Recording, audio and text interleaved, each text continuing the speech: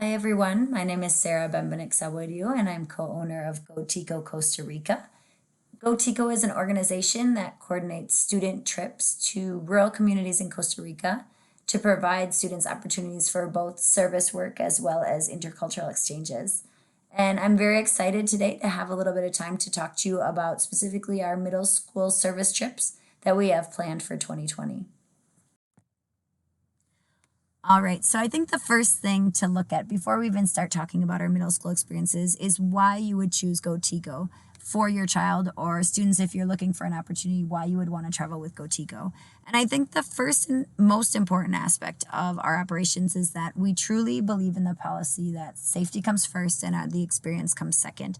We know that no student is going to have a great experience if they or their families feel like it's not a safe opportunity for them. So safety protocol is something that we take very seriously. All of our coordinators and myself and co-owner Joel Sawadio Gonzalez, who is also my husband and a Costa Rican himself, are something that we very much adhere to and communicate with all the families that are participating on our trips.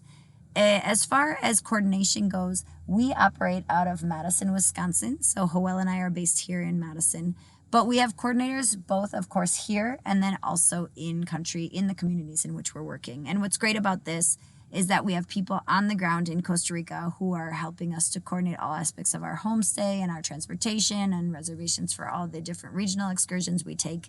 And then actually Joel or myself always accompanies the students from Madison down to Costa Rica. And then there we are joined with one of our local community coordinators who are with us for the duration of the trip. So students, we have a flight ratio of 7-to-1 for middle school students, meaning that there is always one chaperone for every 7 students when we are flying from the States. And then once we arrive in Costa Rica, we always have 2 chaperones for our group of students, whether it's 7 or more. As far as the experience itself, it is truly an authentic travel experience. Costa Rica is very well known for ecotourism and fabulous beaches and volcanoes and cloud forests. And those things are truly incredible, but our experiences get students to visit places they wouldn't maybe otherwise go with family or friends. Like I mentioned earlier, a lot of our work is based around some very small rural communities, and it gives students a truly culturally immersive experience and the opportunity to practice extensively their Spanish. The villages and communities in which we visit really don't have tourists. And so Spanish is absolutely the language of choice by everyone in the community. So it gives students a great opportunity to practice. And just, of course, through this experience of going abroad without your parents or guardians and living in a community and really experiencing the culture is a life-changing experience. And it's going to give you some incredible opportunity to build cross-cultural skills that are going to be really beneficial to you in the future. So why would you choose Costa Rica versus any other place to visit? I think this is actually pretty self-explanatory. Costa Rica seems to be on a lot of people's bucket lists for travel. But just most recently, some notable mentions for Costa Rica. It was most recently in 2019 named as the top of the 40, the top most beautiful country to visit in the world. National Geographic most recently named it as the one of the top 3 happiest countries, and that was based off a wide variety of things, primarily quality of life, community support, access to medical care, safety, those sorts of things. And then the UN Environmental Program most recently named it UN Champion of the Earth for its efforts in sustainability and conservation. Okay, so let's talk a little bit about why, as a student or parents or guardians, why you would opt to send your child on a GoTico experience and what value it provides. And I think recently Hanover Research published a very interesting and relevant statement to answer this question, which is that cultural competence and global citizenship are going to be essential for 21st century success. And so when we think about what that means, essentially what they're saying, right, is that societies are becoming ever more global. Even in our own community here in Madison, Wisconsin, we see that we work with people from different countries. We work with people who speak different languages, people who have different backgrounds from us. And so it's important for us, and in particular, students who by the time they reach their working ages are going to have even more exposure to cross-cultural needs and communication, that they get these experiences now when they're younger. So just take into consideration a few things, such as the fact that many of the challenges that the earth is facing are in fact challenges that the whole world has to deal with, right? So these aren't problems. Global warming, climate change isn't a problem that just can be dealt with in a regional or a state or a country level, right? It's something, a national level. We have to address it as an entire world. And so being able to work with people from other countries will help us to solve those kinds of problems. Diverse experiences matter. So as we get older, it's going to be important that we have worked outside of our comfort zone and outside of what we're always used to. And in particular, when students join the workforce, that they're able to address and work with people who are different from them. And so having these experiences as a younger person allows you to feel comfortable in those situations and face them when you get older. It also helps you to vary your perspective, right? We need creativity in the future. Problems are going to be faced that we can't even imagine, and challenges are going to exist that we don't know how to solve because they don't exist yet. And so the ability to look at things from a different perspective than what we're typically used to is going to be very valuable. And then last but not least is international communication is just kind of a non-negotiable skill, right? We talked about this earlier, that it's so common even now for us to be working alongside people who are not like us in many ways, who are from different countries or speak different languages, and we need to be able to communicate with people who are from elsewhere and not strictly from our own country. So let's get a little bit more into the middle school experience and kind of what the objectives of this trip are. So they're threefold. The first is that students are part of a community in Costa Rica, that they have the opportunity for service and intercultural exchange, and that there's extensive learning going on while they're on our Go Chico trips. So what would this experience look like specifically? Well, it's very collaborative. So students in a Go Tico middle school experience are engaging in service projects with the local elementary school. And those service projects consist of two different things. The first is more of an academic enrichment. And then the second is we contribute to an ongoing library project that was actually started in collaboration with the elementary school in La Flor, the community where we live, and Go Tico, to bring books to the students who otherwise don't have access to them. It's also very immersive. So as I've mentioned before, the students live in the community in homestays and also engage in daily community activities in addition to the service projects that they're working on. And then it's very educational. Living in these small communities where you are the only group of visitors provides for extensive cultural immersion and also the opportunity to learn about industry and other things taking place in the region through some of the overnight and day workshops that we take part in.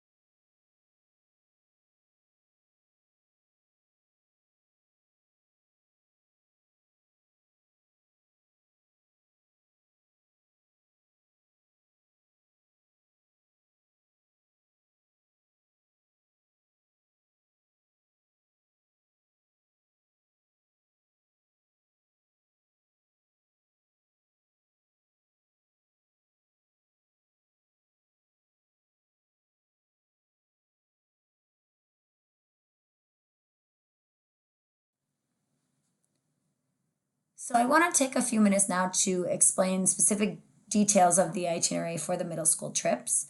As I mentioned at the beginning, they are about 10 days long. And the first day is, of course, a departure day. So we spend most of our day traveling out of Madison, Wisconsin to San Jose, Costa Rica. We actually, when we arrive, depending on what time our flight gets in, we stay at an overnight hotel either near the airport or we travel very close to La Flor, but we don't actually head into La Flor until day two. We feel like it's a long travel day and kids need the day to rest and the evening to rest and just kind of settle in, get used to Costa Rican food before they actually get to meet their homestays. So on day two, we actually travel over to La Flor and we settle into our homestays. We take a tour of the town, see where we're going to be living for the next 10 days. And then we do some icebreaker activities in the evening that are really fun to help you get to learn a little bit more about the community and about the families you're living with. Then the actual week starts. So days 3 through 7 are when we're doing service projects in La Flor. So as I mentioned earlier, these involve teaching and other enrichment activities with the local elementary school. The elementary school in La Flor is a very small school. And the benefit that that provides us is they're very willing for us to really engage with the students. There's about anywhere from 35 to 40 students in any given school year from grades kindergarten through sixth. And so we have a lot of opportunity to spend time with all the kids in the school. Each evening, we take time to do activities with community members. So really anyone is invited. And we do tend to get a wide variety of people from young children to parents and grandparents, high school students who aren't at the elementary school anymore but want to come back and do different games and activities with us in the evening. And then during, as I mentioned earlier, the middle of the week, we do take kind of a day off, and the Go Tico group heads out to a wildlife reserve and a plantation tour.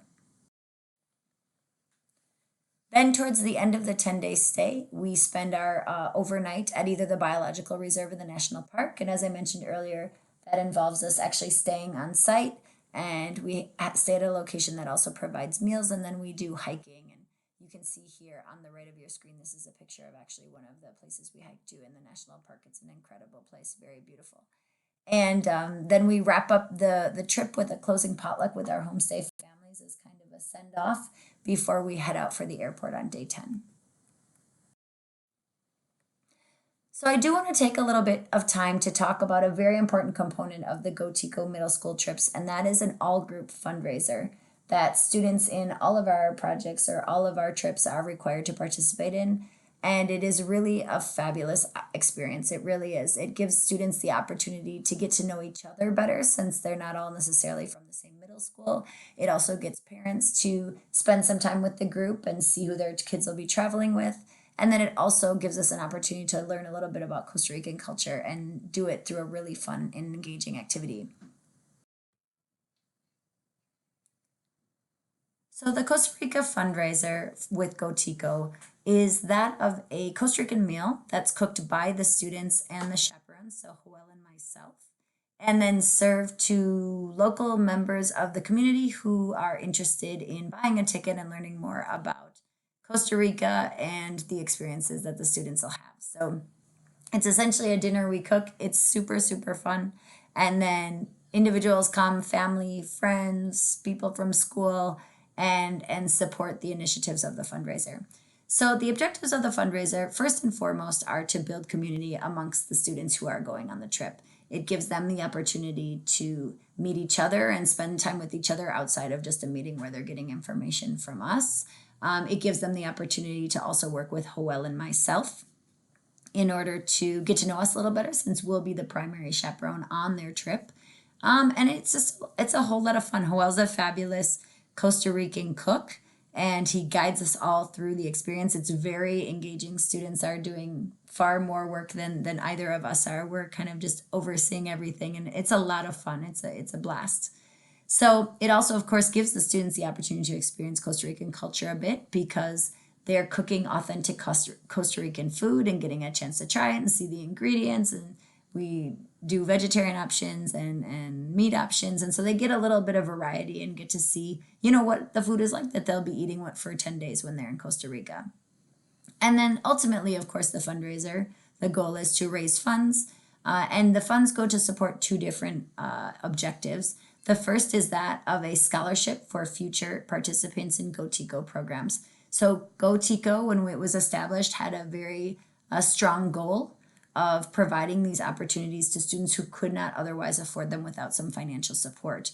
And so this fundraiser that we conduct every year with middle school students essentially pays it forward to future students who maybe need a little bit of financial assistance in order to be able to participate in the trips. It also helps to support the library project, which is another component of the service trip. And so some of those funds also are dedicated to the library books. So this year's fundraiser will be held on Friday, February 28th. And of all the funds raised, a minimum of 25% or $250 goes towards our service project each year. So that is purchasing those library books we talked about earlier, or also contributing to any supplies we would need for enrichment projects that we do with the elementary school during our time in La Florida. And then the balance of all the funds goes to the scholarship we talked about for future participants to go on Costa Rica Go Tico trips. So we're getting down to the end here, and I just want to talk a little bit about specifics related to our 2020 middle school opportunities. There are 2 dates offered this summer for middle school students. The first is in June, and the second is in August. And they have the same itinerary. It's really just a matter of which fits in best with your schedule. And then additionally, we have meetings for either of those trips that are required for all participants. They're really brief, very to the point meetings, very concise meetings, but very, very valuable in you getting to, again, interact with Howell and myself as the chaperones, getting to meet your fellow students, and then also just being prepared for the experience that you're going to have over the summer. So the first is February 6th. There's a fundraiser planning meeting where we all get together and make sure we're on deck and ready to go for the fundraiser, which is on February 28th. Then we have the pre-departure meeting, which is families and students, on May 5th, where we go over all the final itinerary details, packing lists, any sort of cultural details you would want to know before you head out, that sort of thing. And then we have a pre-departure meeting, which is just for the students, on May 12th. And this meeting is meant to have myself work with the students who are going and prepare some of the supplies and materials that we're going to need to do the teaching and academic enrichment activities that we do in the elementary school in La Florida. So as far as dates and fees for the middle school trips, they're $2,800 per student. And I like to think of this as including everything from Madison to Madison. So what I mean by that is it includes all hotels and homestays, 3 meals a day, the complete round trip flight, the Costa Rican exit taxes that are required, transportation fees, and any transportation we take within the country, and then any excursion and entrance fees that are required for the different parks and places that we visit. The 2 things that aren't included are travel insurance, and that's because while a policy is required, we leave it open to each family as to what kind of policy they'd like to purchase, and Go Tico can provide you with some great contacts of people and companies you could get a hold of that provide good policies for this kind of a trip. And then also spending cash, and really spending cash is quite minimal because we're in a rural community and not in major tourist areas. There's really not a lot of places to buy souvenirs and spend money. So typically $20 to $30 is sufficient for a trip of 10 days. So with that, I'd like to leave you with a photo of the La Flor community in a high point where you can see in the distance the Arenal volcano, which is the most famous volcano in Costa Rica. And just thank you so much for learning a little bit about this opportunity. We have here on the screen the website, our Facebook and Instagram, so you're more than welcome to take a look at pictures of previous trips and see what students do and learn a little bit about their experience. There's a lot of information on all 3 of those locations.